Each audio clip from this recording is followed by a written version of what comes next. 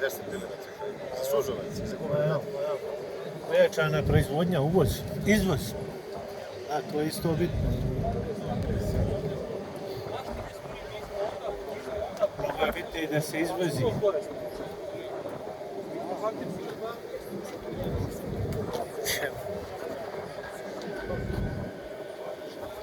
Srećno, momci.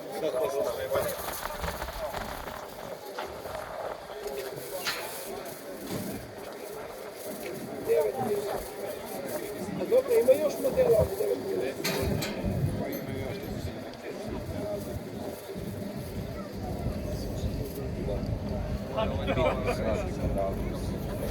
Mislim, iste su čak i mase, samo da li je on koliko je ergonomičan, da li je namenjen za levoruku, desnoruku i to i da li ima tu kategorične kače.